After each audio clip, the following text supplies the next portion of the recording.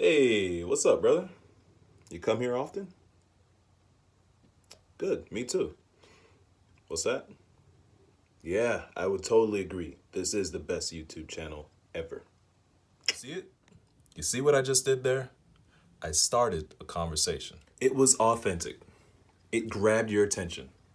And today, I'm going to share with you three beautiful conversation starters. Starting up a conversation is one of the most effective and powerful tools you can learn in social interactions because no matter whether you're trying to sell something, you're trying to land yourself that hot date with parents or a supervisor, and even with kids, you can use this tool to maneuver in and out of social interactions. There is a lot of information out there, different advice and tips. Do this, don't do that, don't say this, say that.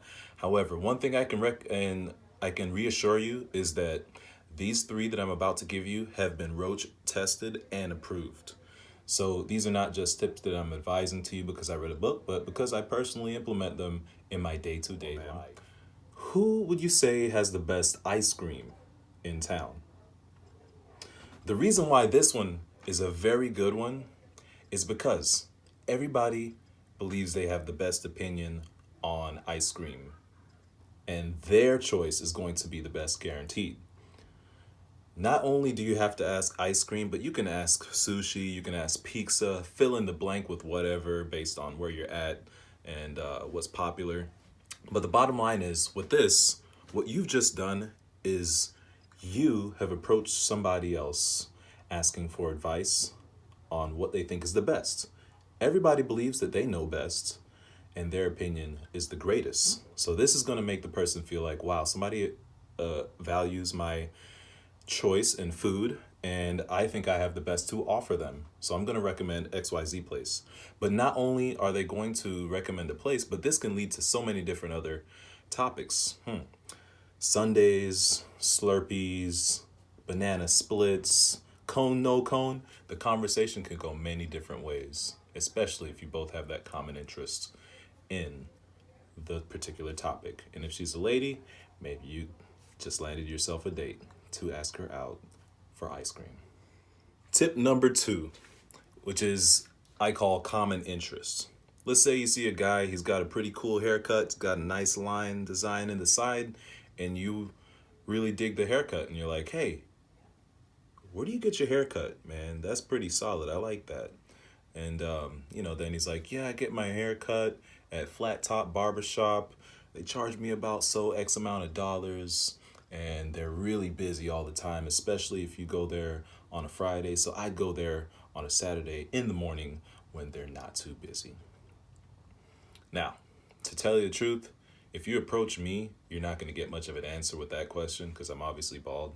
However, you can always change this up based on the common interests. What might work with me is something along the lines of the gym. But no matter what, there's always an accomplished common interest, whether it be fitness or clothes, hairstyles, or a certain activity that you do, like surfing or hiking. This common interest is a place and an opportunity that sets the tone for you to establish conversations because you're already doing things that are similar. I'll give you another example since the ball doesn't work for me. Let's say we're at the gym and I see somebody doing deadlifts and, I want to join them.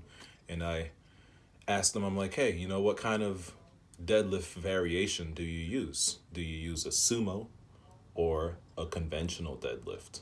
For those of you that don't know, the sumo and the conventional are just two different stance forms that you perform the deadlift in. But this starts great conversation because there's this big old battle of which is better, sumo versus conventional deadlift. And now this is going to set the tone for you guys to start a conversation. The last but most important, powerful, impactful conversation starter, this is a oldie but a goodie, is compliments. What happens when you get complimented? You feel good about yourself. Not only do you feel good about yourself, but you begin to like the person that you're talking to, the person that complimented you. And what better feeling to have, or better yet, what better feeling for someone to have about you? When you compliment somebody, it's a good thing. Because in this world, people will say negative things and they will complain more often than they will compliment or say the good things. So when you compliment and you say something good, you're like a breath of fresh air. Not only are you refreshing, but also you're making the person feel warm, welcome, and opening up to you.